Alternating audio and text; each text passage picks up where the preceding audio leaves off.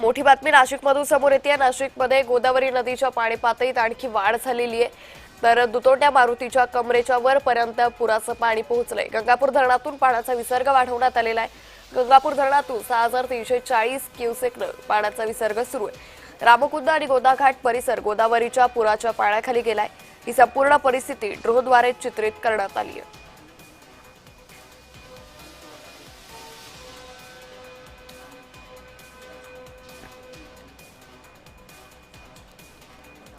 तर याच संदर्भात अधिक माहिती घेऊयात आमचे प्रतिनिधी किरण गोटुरे यांच्याकडून। किरण, नाशिकमध्ये गोदावरीच्या पाणी पातळीत वाढ झाली आहे। गंगापूर धरणातून पाण्याचा विसर्ग वाढवण्यात आलाय। काय अधिक अपडेट?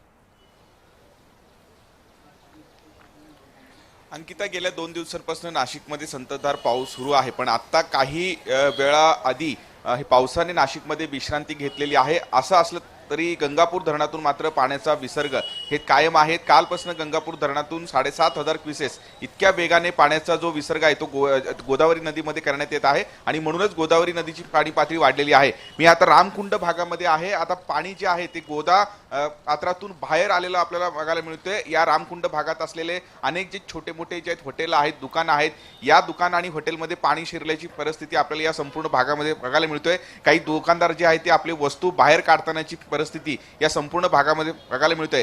कालपासून नाशिकमध्ये संततधार पाऊस हे सुरू आहे, पण रात्रीपासून पावसाने विश्रांती घेतली असली तरी गंगापूर धरणातून मात्र पाण्याचा विसर्ग हे कायम आहे। त्यामुळे गोदावरी नदीतलं जे पाणी आहे आता थेट रस्त्यांवरती आल्याची परिस्थिती या संपूर्ण भागामध्ये बघायला मिळते। फक्त गंगापूरच नव्हे तर गंगापूरसह नाशिक जिल्ह्यातील 8 ते 10 धरणांमधून पाण्याचा विसर्ग हे सुरू आहे आणि नांदूर मध्यमेश्वर धरणातून 44,000 क्युसेस इतका वेगाने जो पाण्याचा विसर्ग आहे तो गोदा पात्रात करण्यात येत आहे। त्यामुळे आज सुद्धा नाशिकमध्ये पाऊस होईल अशा पद्धतीचा अंदाज आहे। आज सुद्धा नाशिकमध्ये ऑरेंज अलर्ट देण्यात आलेला आहे।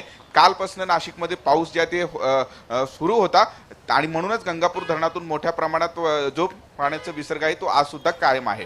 निश्चित किरण, त्यामुळे धन्यवाद आपण दिलेल्या या सविस्तर माहितीसाठी। तर नाशिकमध्ये सध्या गोदावरीच्या पाणी पातळीत सातत्याने वाढ होतीये। गंगापूर धरणातून पाण्याचा विसर्ग हा वाढवण्यात आलाय, त्यामुळे बाजारपेठेला मोठा फटका बसलाय।